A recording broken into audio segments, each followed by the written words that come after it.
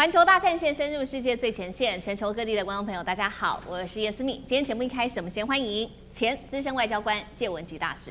思敏好，各位朋友大家好。时事评论员王尚志，尚志哥。思敏好，各位朋友大家好。资深媒体人彭华干，干哥。思敏好，大家好。观众朋友，今天节目一开始记得先帮我们的影片按下赞，那请在留言区留下“热推”2个字。如果希望看到有更多的这个推播的话，也帮我们按下热推键，并且呢，如果希望能跟我互动的话，欢迎在留言板留言思敏我在哪一个城市收看，那么我也会亲自的为大家做回复。今天节目的一开始，当然了，这一周的重头大戏就是接下来我们要特别关心，在14号相隔9年的这一场习川会即将要登场了。《纽约时报》在此刻突然间说了。他说：“中国视美国为衰落大国。”为什么纽时在此刻会有这样子的一个评论？等一下我们来做解析。另外呢，现在可以说习川会前北京突然间打下了一个和平牌。为什么在此刻打和平牌呢？川普则是被曝于中国大陆买波音大豆，希望能够救经济。AI 晶片跟霸权交易，今天我们会做一个比较全面的解析。好。时隔9年，我们赶快来看到的是习川会即将就要登场了。14号登场，全球高度的在关注哦。就在此刻，峰会倒数之际，中国大陆的外交部突然间发布了一段影片。影片呢，我们看到它特别是以双语来播出“和平共处”这4个字，来看一段影片的内容。China and the United States, 2 leading global players, the world's 2 largest economies. How they interact with each other has far-reaching and global implications. To clash, confront each other, and wear each other down, or engage in 好，我们看到 sincerity 影 and 片 good 不只 faith. 是大谈中美 The 应 history 该 of 和平 China-US 相处， relations 更是在 offers 当 an 中提到 unmistakable 了 answer. 飞虎队、乒乓外交，还有中美当年一起联手对抗金融危机跟伊波拉疫情等等，不断的强调这个中美友好哦，并且喊出地球容得下中美各自发展，成就彼此，也被视为是中国对美国释出一个友好的讯号。特别比较敏感的事情，我们也来关心到，就是川普在此刻他说我会亲自跟习近平来谈对台的军售问题，这个是比较敏感的一个议题。另外呢，我们来看到在峰会中美元首正式的见面之前，外媒已经有各种针对于这场峰会的一些评论了。好，我们先看到这一间媒体，这个是观察者网特别指出，美国正在陷入在关税战的反噬、盟友的裂痕、通膨跟中东战事、政治撕裂等等的多重危机。财富杂志则是形容中国大陆用了6年时间就已经拆掉了川普当年的筹码。最后来看到《纽约时报》说，现在的中国早就已经不再仰视美国了，并且视美国为一个衰落的大国。我们也特别来关心一下这一次随川普到中国大陆的这些企业哦。不仅仅是企业现在被传出减半，而且呢，这当中邀请到的一些企业家也是暗藏玄机的。特别我们来看到有哪一些单位呢？包括了在科技上面有苹果公司，那还有美光、高通等等重要级的巨头。另外在金融业现在点出有高盛、贝莱德，再来就是航太业有波音、奇异等等。唯独为什么呢？全球的 AI 霸主黄仁勋本来要出席的，为什么在此刻突然间缺席了呢？等一下我们会一起来做关心。所以节目一开始，我们先来关心到中国为何突然不战狼了？发布了这个和平共处的影片，是要释放什么样的一个讯号呢？是希望为和平来铺路，还是要逼美国照自己的节奏走？再来就是纽时所分析的，说中国视美国为一个衰落大国，大使又怎么看？事实上的话，你看这个片子的话，基本上中国大陆就把自己定位跟美国完全是在一个同样的一个立足点上，这是2大国，所以呢，基本上以大国的身份呼吁美国不要搞这种对抗，或者说是这种过度的这种对立，所以提出来的口号就是大家就是说和平相处、和平共处，和平共处其实是中国大陆其实。建政以来一直就是这个外交政策。那可是这个外交政策，事实上的话，它的内容也不是说和平共处你就可以予取予求。那中国大陆在面临国家底线的时候，会毫不考虑的出手。那可是它只是用兵比较谨慎。事实上的话，就是说1949年以后，大陆打了3场主要战争，第一场跟美国打的，第二场跟印度打的，第三场是这个跟越南打的啊。那当然跟美国比的话，那美国那个所谓用武的那个门槛是非常低的，他因为他常常找一些小国去打，那事实上大国他都没打胜过，包括中等国家他也没打胜过。那中国大陆事实上的话，战争都是为了政治的目的，那是很清楚的。军事是为外交手段，就是说为政治服务的一个工具啦。所以中国大陆常常会打到一个政治目的达到以后，它就会停火了，可是美国大概就没有这个情况。不过这次事实上的话，我觉得中国大陆是感觉上是先礼后兵，因为有些事情的话，大陆的整个国际作为，它有一套论述跟逻辑的，它基本上就是说大家要遵守联合国体制下所确立的国际法，包括国际贸易法。那现在美国是把国际贸易法已经完全丢到一边了。另外一个就是在国际关系上不使用武力这个基本原则，美国也丢到一边了。所以呢，我觉得中国大陆事实上在这些部分不可能为了和平共处而把他自己的立场丢掉。只是说跟美国和平共处的意思，大家不要用军事的方法来解决彼此的纠纷，就是这样。那并不表示说你如果要用军事的话，那我不会做事啊，尤其是对中国大陆的核心利益的话。那所以这一次我觉得这一个影片由外交部播出，基本上是先礼。那后兵的部分，我觉得就是台湾的问题。那尤其大陆现在看起来，川普讲出来的就是对台军售的部分。那这个部分他亲自跟这个习近平谈，我认为习近平会很强硬，因为这个牵触到中国大陆的核心国家利益。那如果说这个军武一直销售下去的话，两岸关系绝对会越走越怎么讲，路越窄，最后只好用非常手段解决。所以我觉得这一次真的是有一点山雨欲来风满了吧？对，放话放的蛮多的，以前没有这样子，没有那么多。所以这次绝对不是一个什么友好的会谈，这次就是一个鸿门宴。好，我们看到这个其实很快就在本周4，这个中美元首的对话就要正式的展开来了。不过现在到底谁的筹码比较多呢？等一下请干哥来带我们看，包括大陆现在手中握有的有稀土、大豆、庞大的市场等等。那再来就是晶片是大陆最需要的，但是现在其实在晶片上大陆也可以实现自主哦。那北京真正要美国让步的又是什么呢？会是亚太驻军、高阶晶片，还是有关于台湾的国际空间等等？干哥要怎么解读？好，大使是持悲观的态度哈。那我是认为说，其实说句实在话，为什么会到？因为以前是上次他们9年前会面的时候，2个礼拜前就已经连什么礼数啊、制度啊，然后还有人员啊，通通都公布了。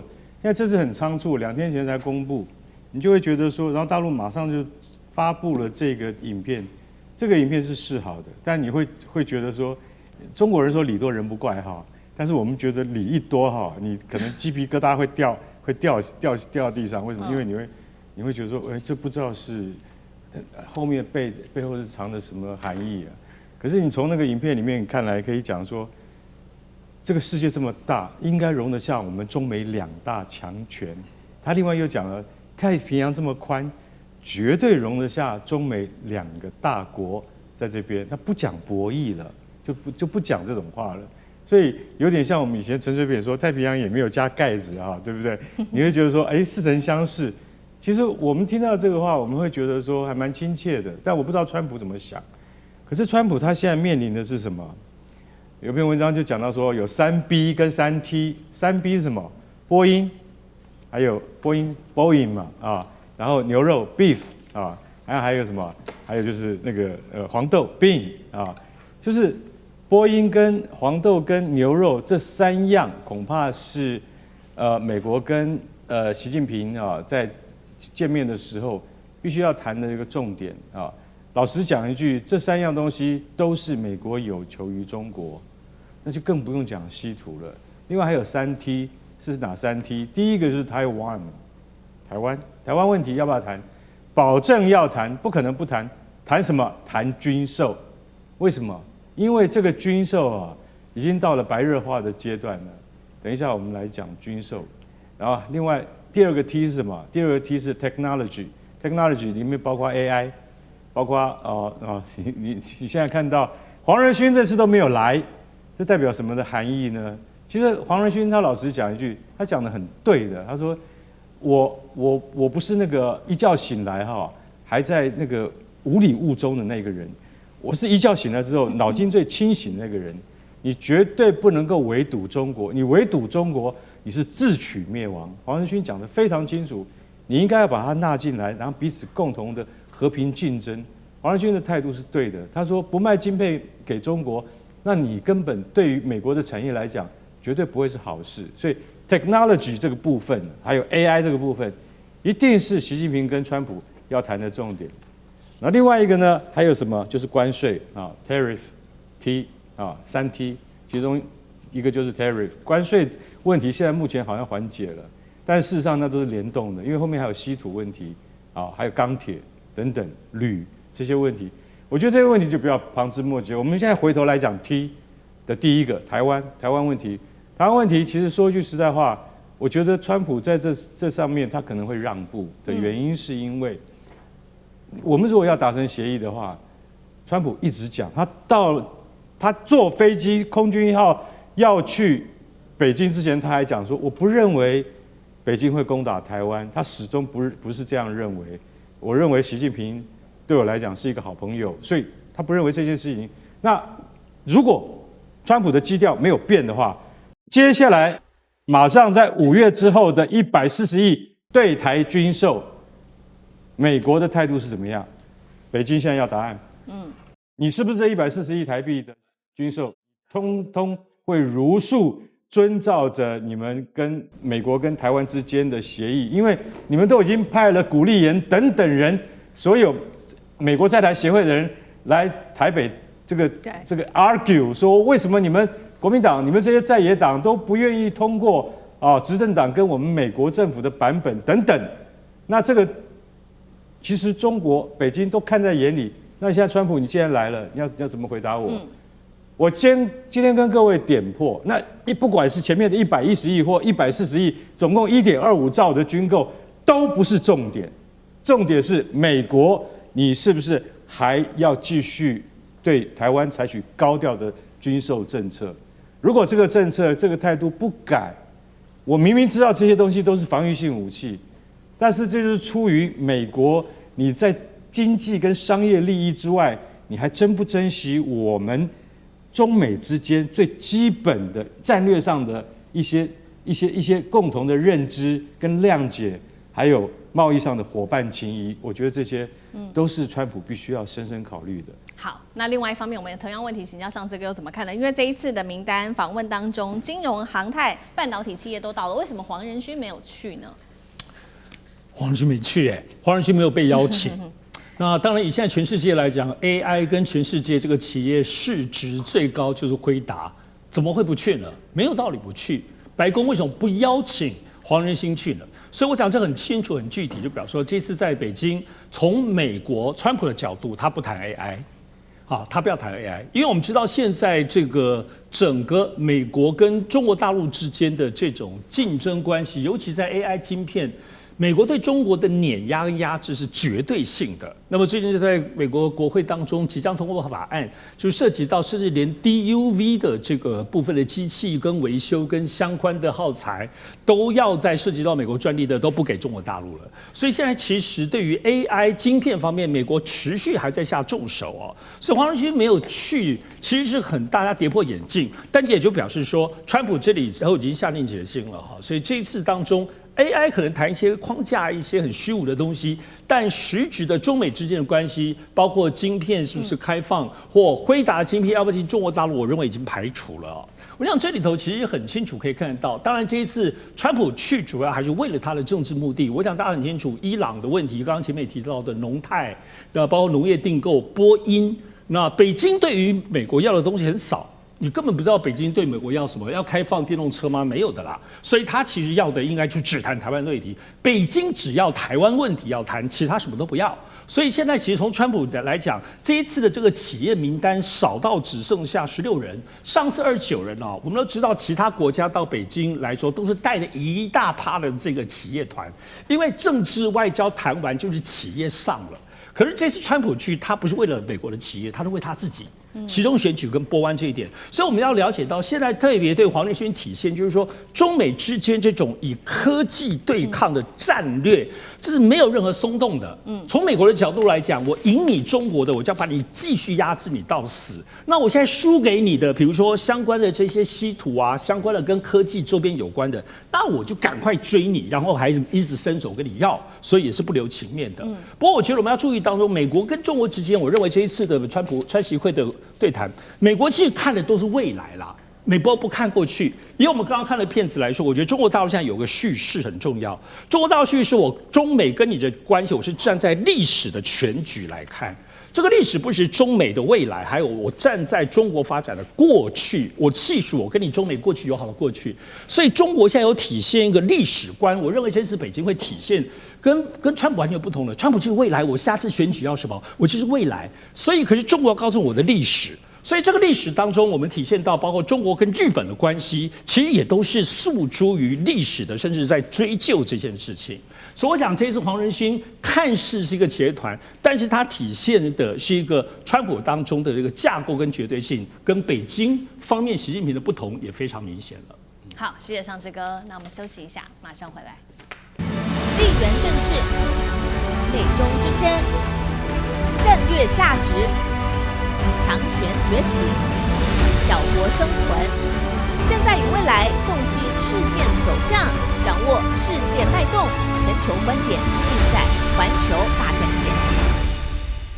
川普的神秘黄金雕像曝光了，这个时候突然间又搞起了造神运动，等一下一起来看。现在有1/4的人表达不信任川普。另外，美国自己国内油价一瞬间暴涨了50%，当然了，川普民调崩跌，那么也让美国现在成为了国际恶霸。今天就这些议题会一起来做深入的解析。我们先来看到川普最大的特色，当然就是他非常有自信，所以呢，他说自己是人类史上最伟大的总统。一边呢，他也在他的社群网站上面特别释出了 AI 像哦，是说他是这个类似救世主耶稣，引发争议。但是最新我们来看到是最新的是这个金色的巨型金色雕像，这个动作大家还记得吗？是当时2024年7月，川普遇刺之后，他高举他的拳头的一个姿势哦，现在就是矗立在美国当地。那么这个雕像，川普说了，这是真正的艺术品，而且他认为设置者是美国最伟大的爱国者。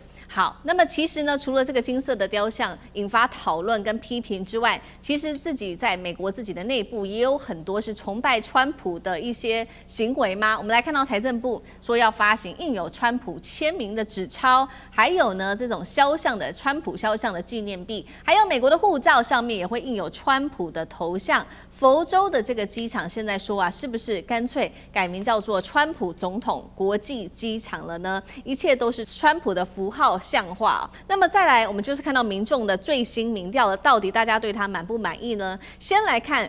前阵子在晚宴上发生的这一起枪击案，24%的民众就直接说了，这根本就是假的。32%的人认为是不确定的，目前只有45%的人认为可能是真的，川普可能真的有遇袭。节目一开始来请教干哥怎么看了？美国民众现在是已经不信任川普了吗？另外，这个金色的这个肖像，干哥又怎么看？好。这个金色雕像你知道在哪里吗？在佛州，他老实讲，他第一任当选的时候，马上就要公布。你知道后来搞出什么事情来？他那个时候早就已经完成了，因为尾款没付，那个设计者很不高兴啊。但是他也是川普支持者，他说：“你们这些团体，你们这些支持川普的团体，为什么尾款还没付给我？没有付给我之前不可以动。”后来最近终于解决了。你看，为了这种事情到现在才解决，他都已经是第2任了嘛。其实在2022年那个时候之前，他就已经完工了。这一尊雕像还好，为什么你知道？它是镀金青铜雕像，就是外面的一层壳是镀金的，它高只有4.6公尺，那跟我们金日成的15公尺超级雕像啊是不能比的。然后他们旁边金日成旁边还有一个更小一点的叫金正日的雕像，因为他一定要比他爸爸小一点嘛，对不对？以那种雕像的规模而言，我觉得川普这个还好。可是问题是，他不是只有搞这个雕像而已啊，他还找来福音牧师来布道大会开始。我们现在揭牌了，前几天在揭牌的时候，这个灌溉云集说啊，你看这就是美国伟大的精神 ，MAGA 的象征就是川普，然后连带着后面哎，我可能要发行纪念币哦、肖像币哦，还有美国护照上面哦，还要盖上川普的肖像，连钞票他都要打主意了。我今天讲句实在话，在钞票上面能够印上去的，除了林肯跟华盛顿之外，还有杰弗逊之外，我觉得现在美国的总统里面比他有资格的多得多。但是他们现在就要塑造川普是一个伟人的形象。那我今天讲一句实在话，讲到了什么？讲到了他这个枪击案是真是假，到底是真是假？我先跟各位讲啊，我在5年前啊，在半夜看了一个节目，奇怪，深夜里怎么会有这个一个节目 ？CNN 的一个分出来的节目，它是什么？它就是川普当贵宾，然后所有的网红，你知道来了10几个网红，还有好莱坞著名的演员，开始骂川普，一人骂一句，这样，他们都是非常有名的，在美国都享有很高的知名度的这些网红，开始骂川普，那就是什么？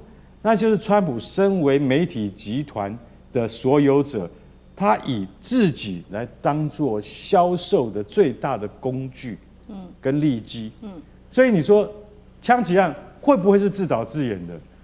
严格讲起来，一般老百姓是不理解，但是从我们媒体的角度看起来非常有可能。知道为什么？因为他对于表演艺术啊，跟让他自己能够名留青史的做法，他有非常多种。他现在还想要把甘乃迪表演艺术中心改成川普表演艺术中心，等等诸如此类的事情，你就会觉得说，这个人对于作秀这件事情，在他的道德观跟尺度里面，跟我们是不一样的，所以他认为说，他作为美国当今最有分量、最有话事权的一个总统，然后他也认为全世界的所有的问题都可以由美国来解决，所以他是不可被取代的。尤其是我看到，你知道帮他做雕像的什么团体，你知道吗？叫做加密货币这个联盟。我听到这个加密货币联盟，我头都晕了。为什么？因为加密货币，坦白讲一句，到现在为止都不是全世界认可的，连美国身为全世界的他认为他是最强的国家，他怎么可以让加密货币这种没有经过世界以及国际货币基金组织的认可的这一种行为能够完全合法化？因为他已经从中得利了。所以川普这样的人，这样的总统，我们只能说惊为天人，叹为观止。我实在不知道川普还能够做出什么对世界更伟大的贡献了。好，看起来川普对自己是非常的满意哦。但是呢，我们来看到，如果来做一个国际性的民调，不管是全球是如何来看川普的，或者是说美国自己内部又是如何来看川普的，我们来看到一些比较新的民调。第一个民调是来自于丹麦的民主联盟基金会哦。那全球对美国的净评价开始出现了一个很明显的翻转，尤其是川普上台前后，他在上台前的时候，美国的评价是正的22%，结果现在是负的16%。至于中国大陆现在是正的7%哦，是远高于美国了。俄罗斯则是负的11%。再来看另外一个民调，是英国金融时报针对于美国内部，尤其是伊朗开战之后的最新民调。那其实呢，我们看到大约不满意度都是落在50%到60%，这当中包括了通膨、就业、关税、经济、伊朗的战争问题等等，都对川普表达了非常不满哦。华尔街现在还传出他们开始做押注了，他们认为说川普接下来是无法好好处理伊朗问题，甚至是核武资的问题的，所以他们已经押注了。接下来油价就是会居高不下，联准会也将会升息。他们针对的这些项目，华尔街已经做了最新押注。大使怎么看接下来的期中选举对于川普的影响？期中选举如果说美伊战争的话持续没有办法解决的话，对川普绝对是一个很大的一个这个伤害了。那本来他就不是很乐观了哦。所以现在就美国的这个政治体制的话，只要两院有一院他失守的话，也就是共和党没有办法掌握多数的话，那重大政策就会无法推进了。就是基本上就是说，美国政治术语就他已经进入跛鸭时期了。那川普事实上的话，现在他所以还能够一意孤行，最主要参众两院都还支持他。美国的国会是有很大的权力，他可以去调查，他可以去这个弹劾，他可以去这个在官员任免的时候他可以把你杯葛所以这个部分的话，其实美国现在所以川普可以一意孤行，最主要这个两院都是在共和党的手里，这两院目前都还是团结的，不是因为川普，而是因为他们共和党彼此要抱团。可是现在问题就变成在众院里面，像这次两伊战争，美伊战争就已经造成一些共和党的众议员迫于他们选区的压力，他已经没有办法支持川普了。所以这个东西是很现实的。所以在今年的这个选举年底，事实上还有差不多半年对，事实上是蛮长的。川普还是有很多机会可以挽回一层或挽回两层，就是说在收拾人心上面可是如果说他没有办法收拾人心的话，他事实上到年底是不乐观的。可是即使说他失去一院以后他在美国内政上无法作为，他就会跑到国际政治上面去大展拳脚。那个时候这个对于国际局势事实上是很不利的。美国过去的这些例子就是说，一个在内政上已经跛脚的美国总统就把他的这个存在感都刷在国际政治上面。那他刷存在感，通常都是搞成国际上的一片大乱。美国去管那个管那个，插手这个插手那个所以就是说，如果说我们不是美国人的话，我们倒希望川普能够安然把那个最后的2年给他做完，然后继续把美国搞弱。因为美国这个国家已经证明了这么大的权力，万一操纵在像川普这种狂人的手里面会造成很多人的伤害。比如说现在就是伊朗人民受害，伊朗人民受害就变成整个中东地区都搞得一塌糊涂。然后两伊战争也是一样，对。那另外一方面的话，他现在伸手到东亚的话那可能会把台湾推上这个火线。所以川普这种不可测，而且以牺牲别人其他利益成就自己的这种个性的话，其实我想就是说，他只要在位一天就有人自己要小心一点，不要被他给害了所以不过整个讲起来，不论如何啦，川普还有2年多。这2年多你要想办法，就是说摸清楚他的路数，不要被他这个流弹所伤，或直接被他推上断头台，脑袋都没了。是好，接下来的不管是中东到台湾等等东亚的国家都其实非常的紧张。那我们另外看到是华尔街了，华尔街其实也很紧张因为他们认为说这个短期内不管是伊朗跟油价问题是不是都没有办法解决，所以他们也开始压住了。那上次哥怎么看？这个华尔街的部分，我想其实大家都觉得，当然关系这个伊朗的这边的状况或者核武制，因为对全球的能源这件事情，这是扎扎实实的，而且不止能源啦，从石油或等等相关的部分，包括尿素、化肥都是有关的。那这里头就牵涉到有好多华尔街投资的标的了，那包括这种邮轮的运输等等。因此我想华尔街其实现在看待的部分，其实不只是川普他现在个人的这个声望的起伏，而是川普现在所有在伊朗战争所有的局势所涉及到的方方面面。我想其实现在是华尔街是这样，大家不要觉得大家都一定要恢复，没有，不懂投资啦。投资签国际资本，其实真正能赚钱都是动荡。动荡当中，多头或空头都是赚钱的机会，而不是说一定是平稳大家才赚钱。不是的，国家运作可能需要平稳，可是呢，真正的国际资本其实要的动荡，可是动荡不能失控。所以呢，早先其实，在伊朗战争的这个波斯湾战争的前期，是因为一切都不确定，还有以色列，还有周边，而且甚至会发展成第3世界大战，有太多不可测的因素。所以对华尔街来讲，一旦不可测到不能够去预测后面的可能性的情形之下的话，那很恐怖。但是最近我们就已经看到了，包括川普的很多的一些行为，慢慢的进入可猜可控。比如说，其实最近华尔街 Bloomberg 其实它就来自 Bloomberg 的这个财经的部分。过去大家在笑那个川普是他口，也就是说川普会很强烈，到一个阶段来讲就撤回来了。就是撤来，就是跟讲说，就是 chicken out， 就是川普的就是他是 Trump always chicken out。然后呢，最近他就又有一个这 Nacho 就是我们提到的部分，就是 Not a chance Hormuz opens。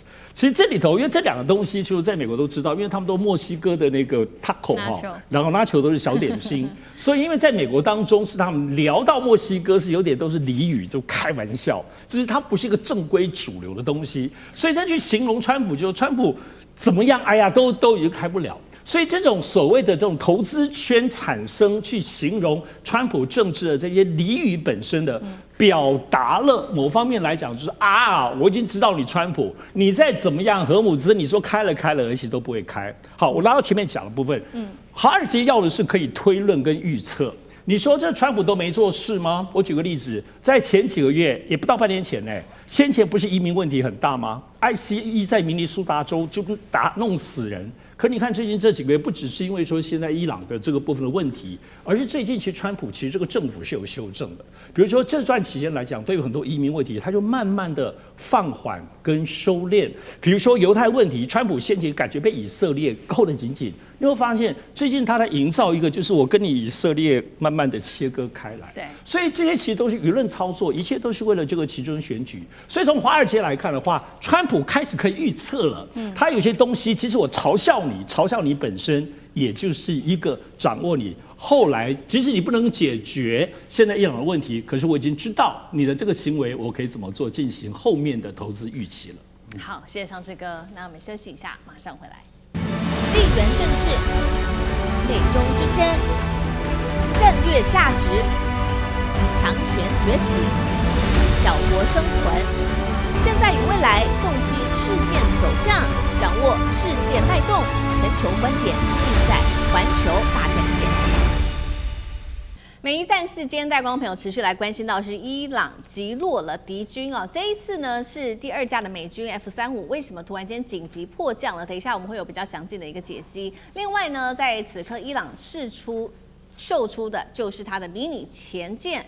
伏击了荷姆兹海峡，等一下也会一起来看这个潜舰。那川普想要修理伊朗，但是德黑兰没有想到他先送了惊喜。好，在留言板上，观众朋友可以先留言给我们哦，说接下来的美伊这场战事到底谁可以撑得比较久？如果认为是伊朗的，可以写下1；如果认为是美国的，可以写下2，来跟我们做更多的互动。这一次川普又再度的开骂了，我们来看他怎么说。他说，伊朗当局对美国的和平提议的回应根本是垃圾哦，美伊停火现在已经是可以说只是靠着维生系统在硬撑着了，也换句话说，是不是随时都有可能爆发下一场战争呢？因为川普马上有了动作，召集了国安团队正式的来开会，研拟接下来对伊朗的下一步行动，要对德黑兰他如果不听话的话，要来稍微修理他一下，这是川普说的。接下来可能做的行动包括恢复自由计划、护航荷姆兹的行动。第二件事情说呢，对伊朗还没有遭受打击的25%的目标，可能接下来美方就会重启大规模的空袭行动了。川普说完之后，我们来看到伊朗怎么回应。这个是国会议长说，伊朗的武装部队已经准备好了，严厉的要来做回应。有任何的攻击，敌人将会感到惊喜。而军事行动上，马上就有了大动作，在荷姆兹海峡部署的。今天特别来看到这个是国产的加迪尔级的迷你潜舰，随时要用上场。它可以做的事情不是一个正面迎战，而是它可以偷偷的潜伏，并且贴近航道之后，甚至是布设水雷。现在担心的事情是，它会不会把这个迷你潜舰搭配其他的一些武器，不管是无人机、飞弹，来做一个联合的作战。那川普接下来说要修理德黑兰，他又可能会采取哪一些行动？大使怎么看？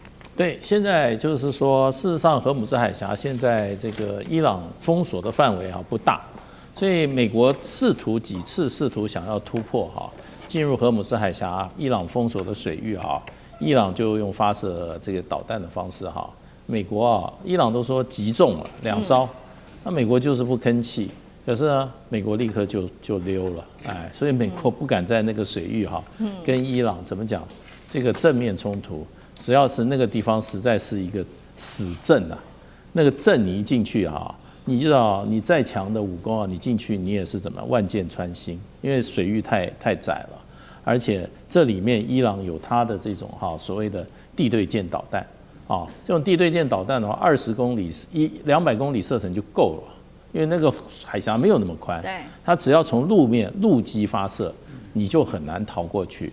所以美国几次试探都是一打就跑，那一被发现一打就跑，那有没有被击中，美国也不说。不过现在就变成就是说，不管是迷你潜舰、水雷、无人机那基本上都是在这个小的范围。那小的范围，美军舰艇不进去的话，你也无用武之地。你这个小潜艇，你也不敢出自己的封锁范围。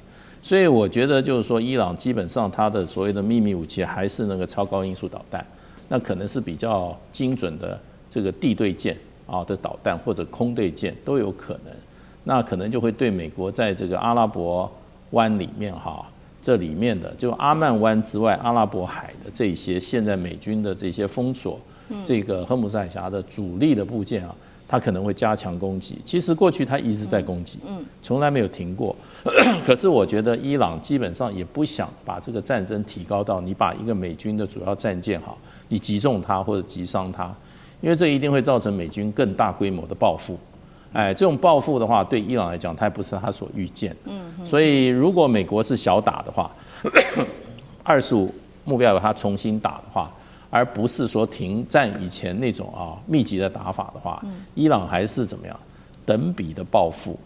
那可能会有一些新的导弹，可是它要造成的伤害跟造成的伤亡伊朗还是会控制的。因为你造成太大的伤亡跟伤害的话，那回过头来美军就要加强。那所以就伊朗的这个这么长时间一个打法的话，我觉得它会有新武器出来，可是不见得会增强对美军或造成的伤亡或者那个对美军的敏感目标它也不会轻易攻击。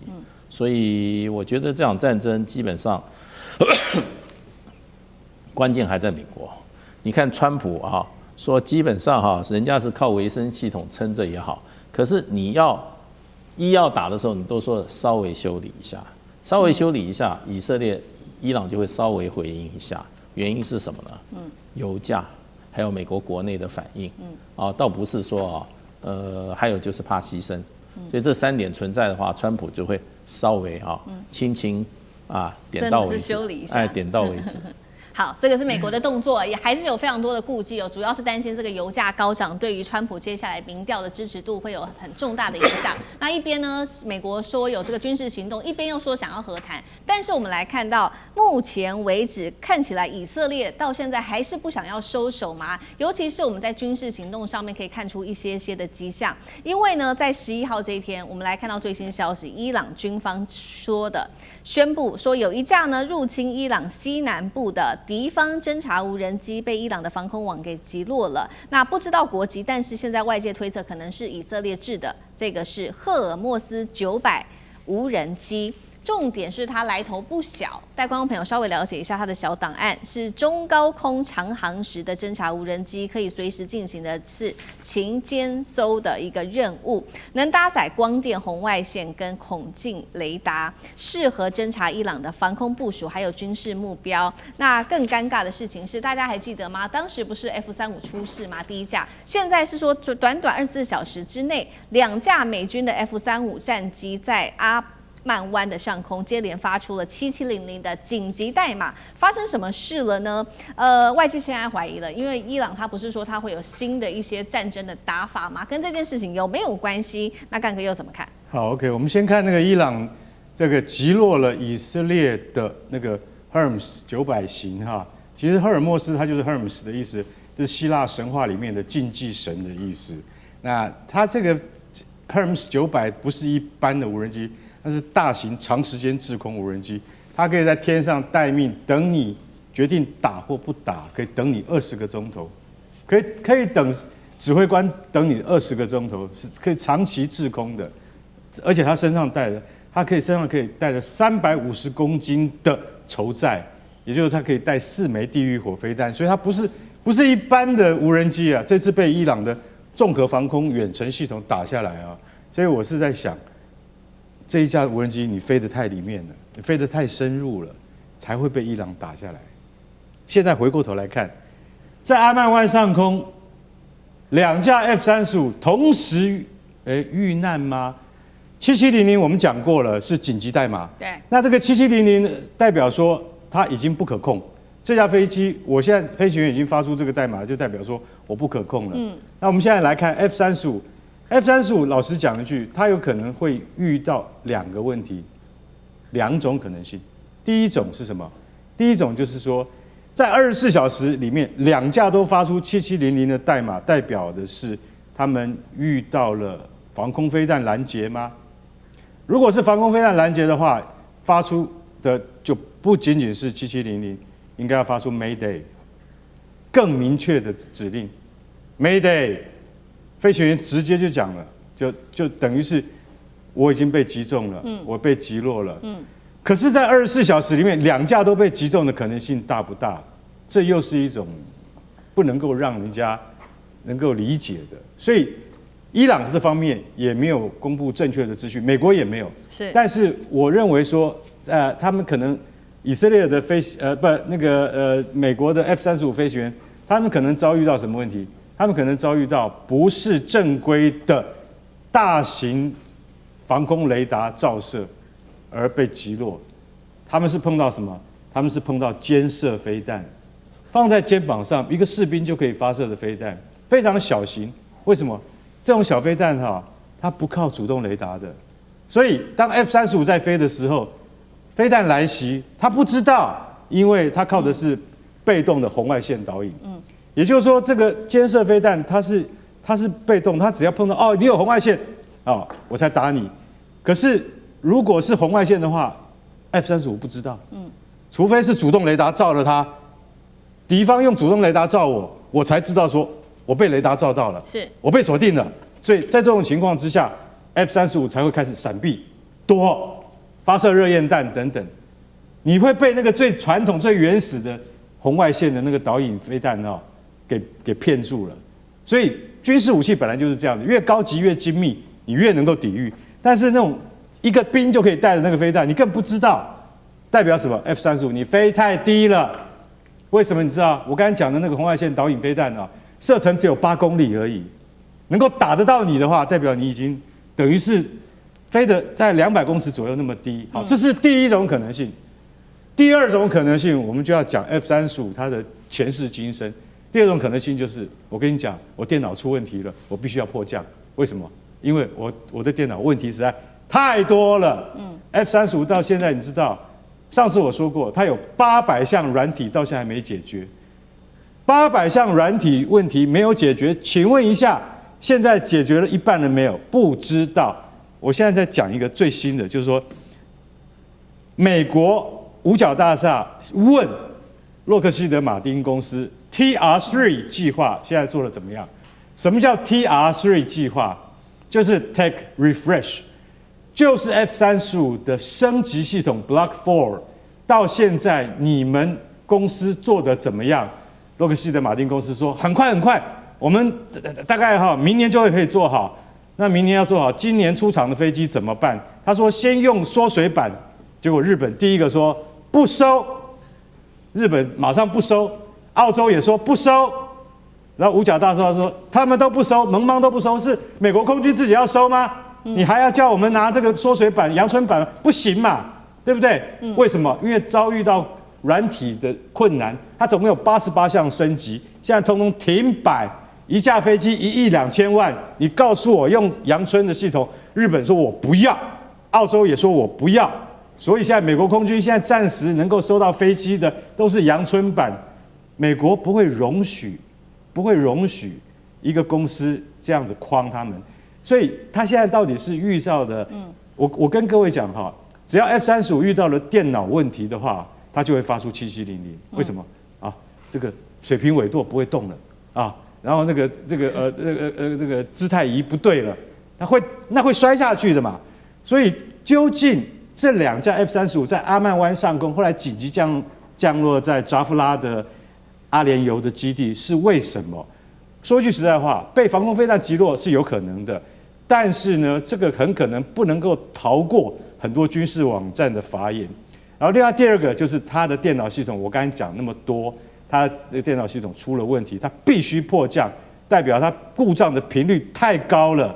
接下来还会有第3架或第4架，我们也不会觉得奇怪。如果有一天 F-35再损失的话，对美国来讲，对他的对川普的脸就是狠狠的打了一巴掌了。对，好，24小时内哦，2架 F-35迫降哦，到底是内部电脑的问题，还是外部可能有飞弹等等，这个还要持续的做追踪，但是已经让美军是颜面扫地了。那另外一方面呢，这场战争打到现在，到底有没有要停？我们可以确定的是，以色列几乎是可以说是不想要停，还想把美国再拉进战争的泥淖当中。因为呢，纳坦雅胡公开喊话说要进入伊朗，强行夺取浓缩铀，拆除它的核设施，到现在还是继续的这样子喊话。但是呢，另外比较吊诡的事情是，那波湾国家的态度到底又是什么呢？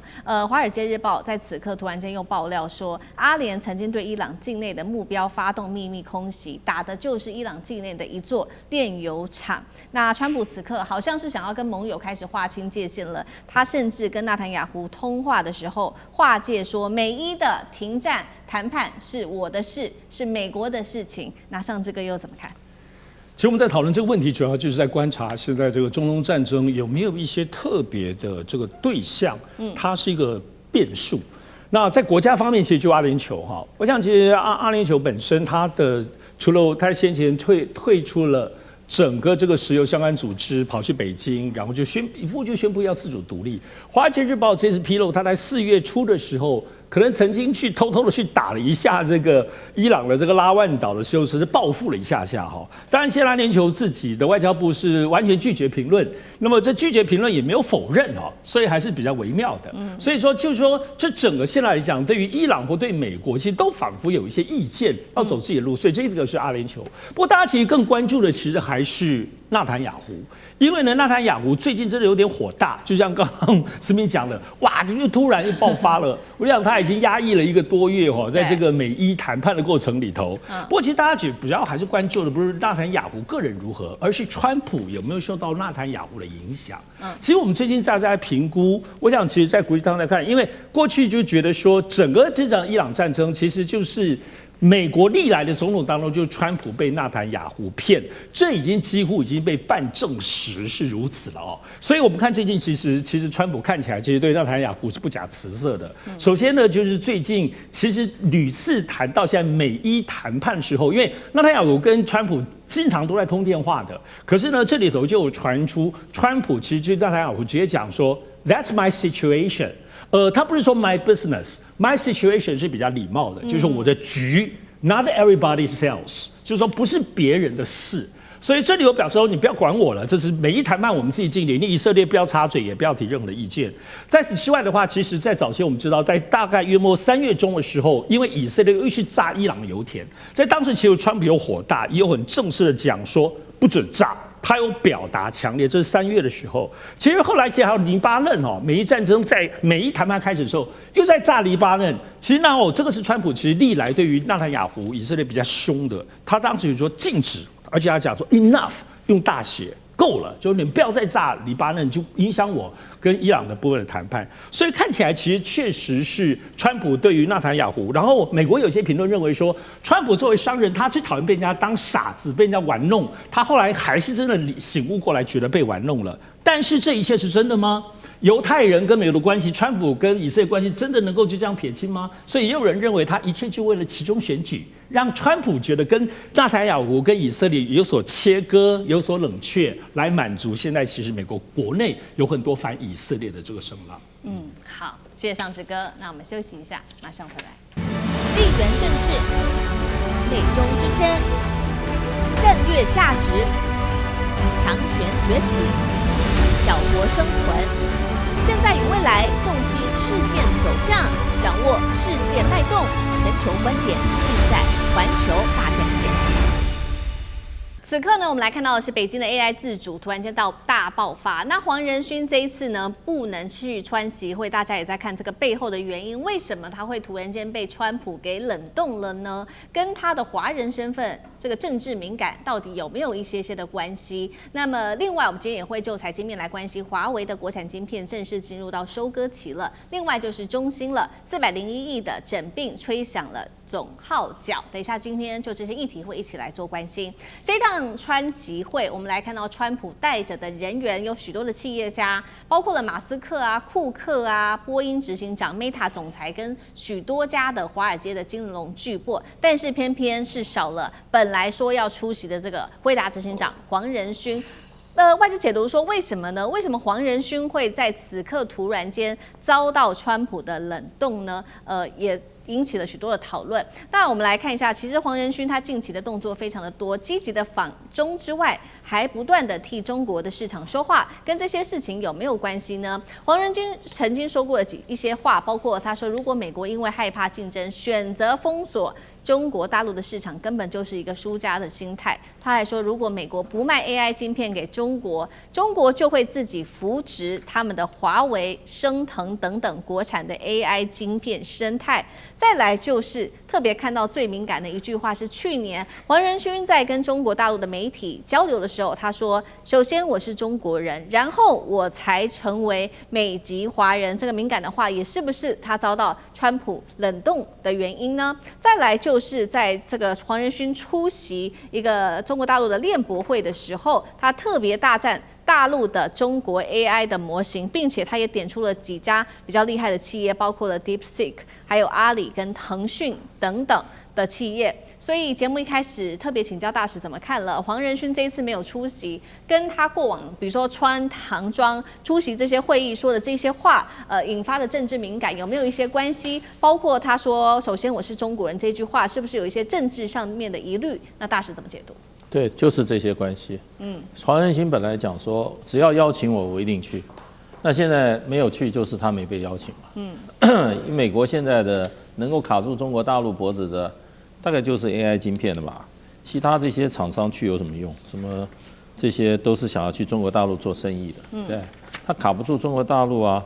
比如说波音啊，然后这个 Meta， 还有这些华尔街的金融巨头啊，对，都想去赚钱的。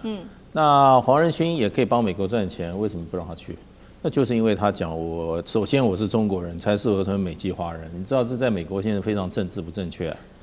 对，你即使你在这个你已经有位居高位的美国，现在不在乎啊。很多这些在这个研究机构的这些华人，现在他怀疑你啊，就把你列入这种所谓的这种机密等级，把你降级。很多政府补助案都不给你做了。美国就是原因什么？因为你的背景是中国嘛，这个美国太多了。以前这个我们讲前学生的话，他是美国研究这个所谓的这些所谓导弹的排名在前5名中间的最先进的科学家结果他那个时候，因为他就是说我是中国人啊，我想回中国，美国就叫他把他踢出团队，然后你要回去可以。5年不跟你接触任何有关这个最高级的机密，所以这个是很敏感的事情。你不要以为美国人说我们都是美国人，我告诉你，美国人就分了很多种。对，那现在又这样公开讲，尤其川普听了绝对不高兴。另外一方面，美国人是这样子，不要跟我讲那么多理由，这是我的政策，我的决定，你们这些企业界你就照我的讲。不要还跟我讲说什么你反对我这个政策，反对我那个政策，你只要反对我的政策，你就不是朋友。这个他没有这种包容性的，所以黄仁勋当然是因为他因言蛊惑啦，可能他的讲法对美国来讲，很多人很赞成他的讲法，因为他讲的是实话。可是有时候政客他才不要听实话了，他要听政治正确的话。你政治不正确，对不起就没你的份。对，所以我觉得现在就是美国现在是政治挂帅。他们事实上比那个文革还文革，川普是搞这一套，那 DEI 这些人通通把他拉下来啊，对，然后他认为过去有很多不正确的做法，现在都在怎么样，都在改正，就是绝对的爱国主义，绝对的种族主义，美国种族主义，美国爱国主义，然后呢，美国中心主义，你这个黄仁勋这样讲，我真的本来就替他捏把我冷汗了。那尤其是川普的话，不可能会把他当作贵宾邀到一起去访问中国大陆，不可能的。好，就是因为这个黄仁勋先前的一席话哦，非常多的这个态度的表达，遭到川普的冷冻，成为一个政治上面的问题。但是另外一方面呢，这个是政治的问题，在经济层面，在这个科技战的层面，北京则是做好了各种的准备。我们来看到一些在同样是川习会前，其实北京就在他们的半导体的行业之内，其实就已经做了非常多的准备。这一位是在中国大陆的国务院副总理丁薛祥，最近有一个比较罕见的动作，因为他突然间现身的地点是在华为的上海青浦研发中心，他进入到了晶片基础技术的实验室，被解读是不是呢？接下来这个就会成为一个国家级的战略计划了。那现在大陆也开启了 AI 自主的一个总动员，我们来看到几家企业，包括现在来看到的是字节跳动 AI 的预算上调2000亿人民币，阿里3年最多砸4800亿投资，7成晶片预算走向国产，还有 DeepSeek 适配了8家的国产 AI 晶片。现在呢，华为不断的自己升级它的这个升腾晶片，证明国产能够做。再来，客户有许多新的选项，不管是在这个平头哥、寒武纪、海光等等的企业都在同步发展，要跟这个美国脱钩吗？再来就是丁薛祥的这个动作，他这个时候公开视察华为所代表的意义上，这个怎么看？其实丁薛祥去看，我觉得是一般般啦，只是说华为做一个没有上市的公司，其实有点神秘。那所以大家都不知道它的财报跟等等的，他虽然也会披露它的这个，所以呢，在中国大陆我们通常会看2个，第一个是如果有重要的领导人去看这家公司，这就是指标性；第二个，而且有更重要的，现在是如果有国家大基金。中国大陆的国家资本的部分投这家公司，最近其实很受关注的是中国大陆的国家大基金正式投资传出来，要投资 DeepSeek 高达500亿人民币哦，现在是整个中国大陆科技界最难想象，因为中国大陆过去国家的钱是投硬体，不太投软体，它是软体让民间公司自己发展，因为有起有落嘛。所以作为中国国家资金投 DeepSeek 500亿，这个其实最近大家其实很惊悚，就表示说整个中国大陆对于科技的推进，不只是去领导人去看一看，他要投钱了。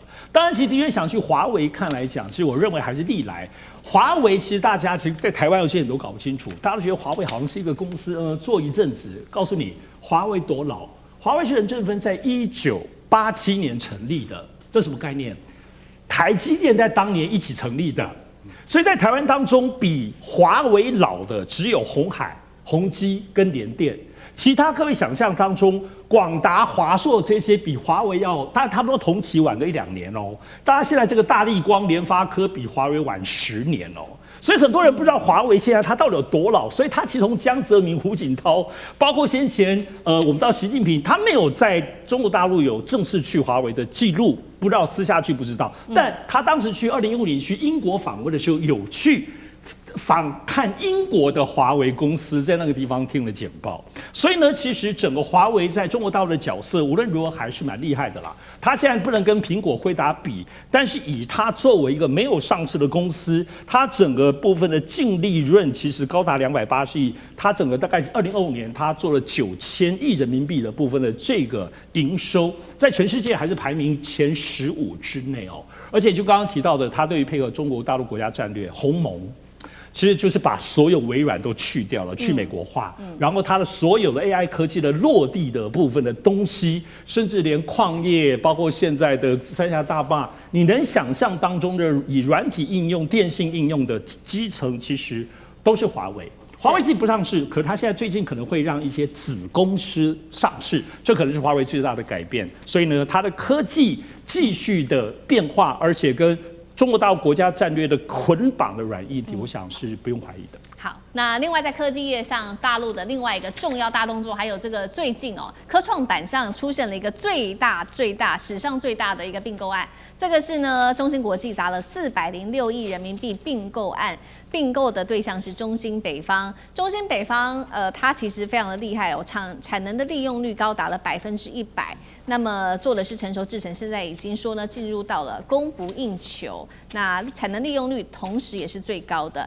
包括了中芯的创办人张汝京，他也强调了说，大陆啊，你做这个中国大陆半导体，其实呢，你不用一昧的去追求3奈米、2奈米的发展，可以好好的做成熟制程，尤其现在全球的需求高达了80%。干哥怎么看？